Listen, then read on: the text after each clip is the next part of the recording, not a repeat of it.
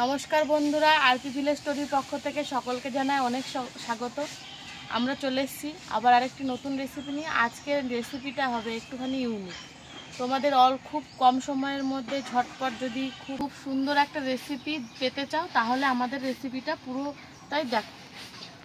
তার জন্য কড়াইতে প্রথমে দিয়ে দিচ্ছি জল।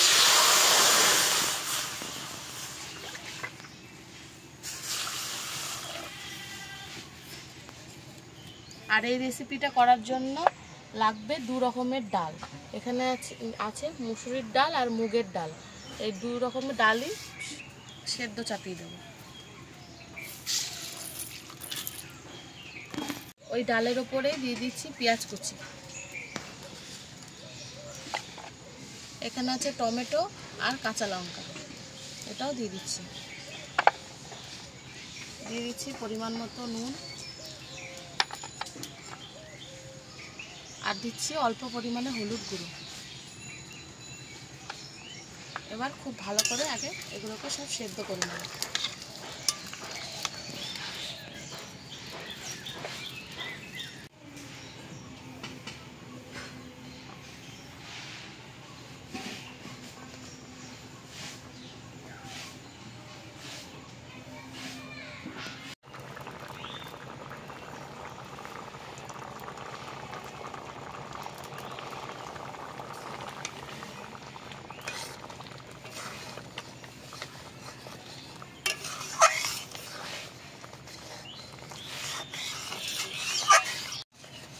ডালটা খুব ভালো করে সেদ্ধ করে নিয়েছি।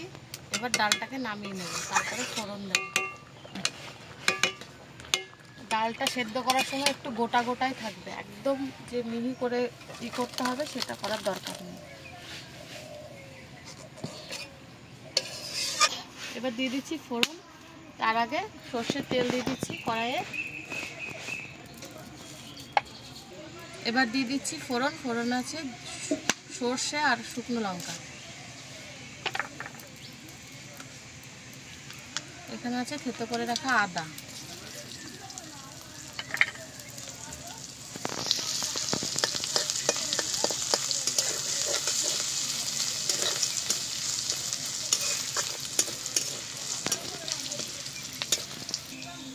এই রান্নাটার মেন উপকরণ হচ্ছে ডিম। ডিমটা আগে সেদ্ধ করে ছাড়িয়ে রেখেছি, এবার ডিমগুলো দিয়ে দিচ্ছি।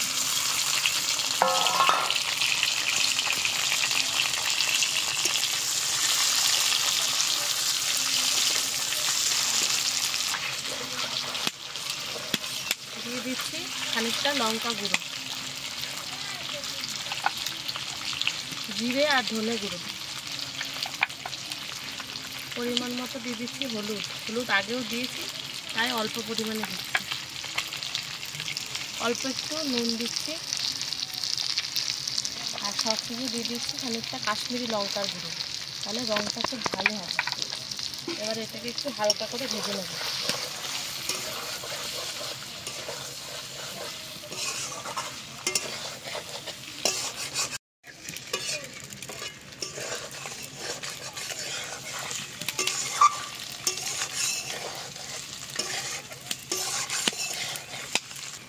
সব কিছু খুব ভালো করে ভাজা হয়ে গেছে। এবার দিয়ে দিচ্ছি সেদ্ধ করে রাখা ডাল।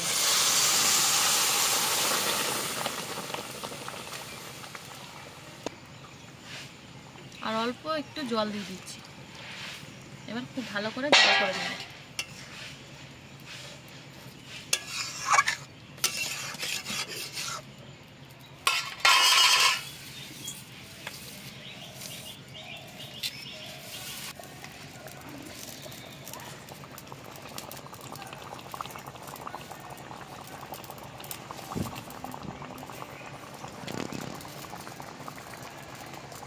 ওপর দিয়ে সবশেষে দিয়ে দিচ্ছি অল্প একটু কস্তুরি মেথি, তাহলে সেন্টটা খুব সুন্দর হবে।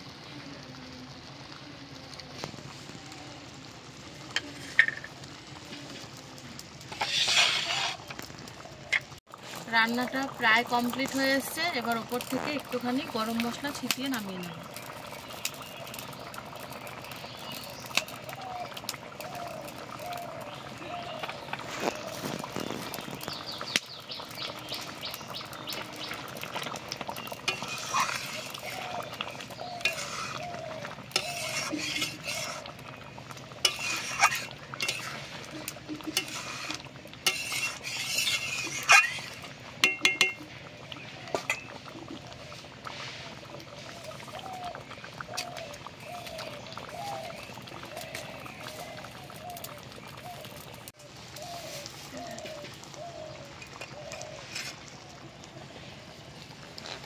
ডাল দিয়ে ডিমের কারি একদম রেডি। এই রেসিপিটা কিন্তু গরম ভাত, রুটি, পরোটা সব কিছুর সাথেই খুব ভালো লাগে। তোমরা বাড়িতে এটাকে একবার অবশ্যই ট্রাই করবে।